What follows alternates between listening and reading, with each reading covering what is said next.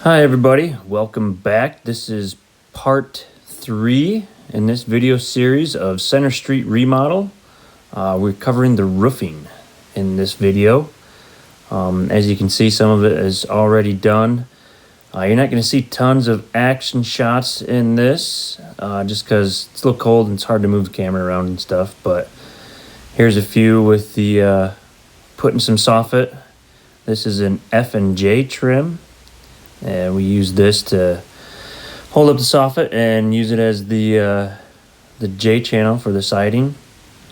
Just a little sneak peek into how many cuts and everything else that it takes to get one of these pieces on and have it look pretty decent.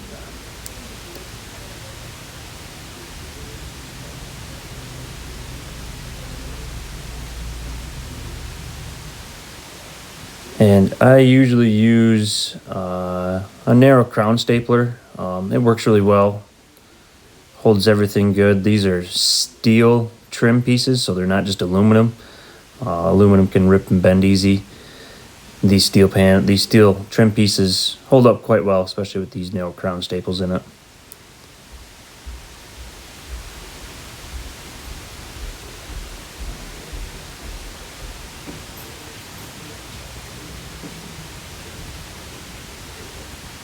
And here we're just trying to get this piece cut down to the right length and stuff. It was easier to start at the corner peak up there and then work our way down to the outer edge.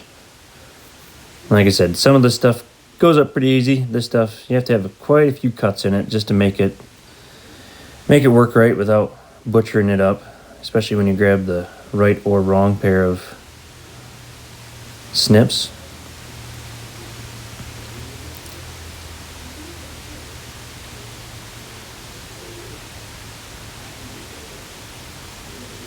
And yeah, and cutting the right reveal angle makes it looks really nice, cleans everything up. It's the little details that can really matter in some of these, and it stands out and it lines up just nice.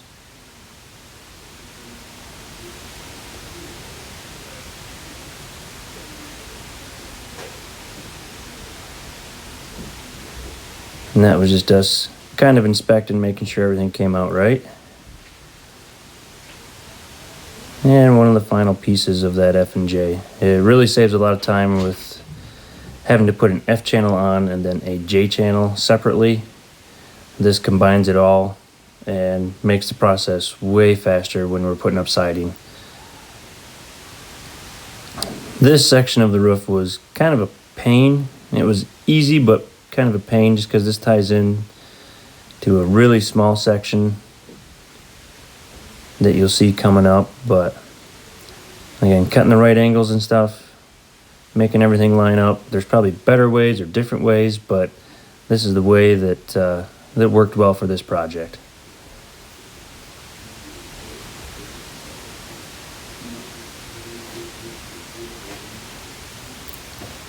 Just gives us a nice clean finish. And this is why this one was a pain. It's a really small area to get to over there, but we ended up making it work and everything turned out good. And it's just a tight area and you're working on the slope of the roof.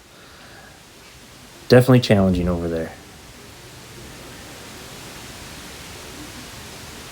And this is our soffit that we have going up. I usually square one or two pieces. As far as that goes, I believe this stuff was the aluminum soffit. I did not get the steel panels for this one. And that was me finding out that I was blowing right through that. Had to adjust the depth on it.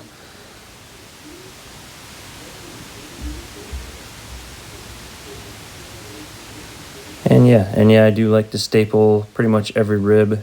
Just helps hold it. Peace of mind, security. Make sure nothing goes flying away with a good windstorm.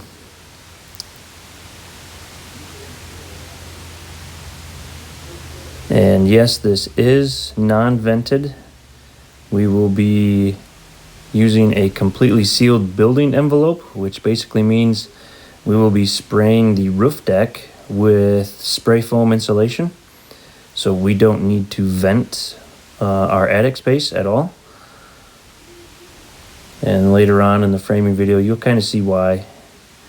There's not a ton of space in our attic to do all that, and this is a really good outcome for usable space in this building.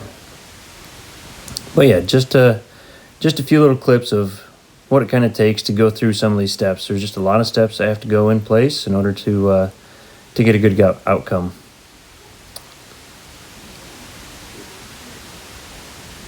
And again, like I said, you're not going to see tons of action shots because we're always up and down with the lift, back and forth. But this is some of the steel panels that we got on for that day. And to show you how cold it was, yes, -1 when we showed up at the job site. And it took us pretty much all day to do that section. This is another day. The next day, we got all the roof trims on, ridge caps, corners. But yeah, we were fighting some cold temps, but we got it completed, and this was the roofing section. Stay tuned. Catch the next video.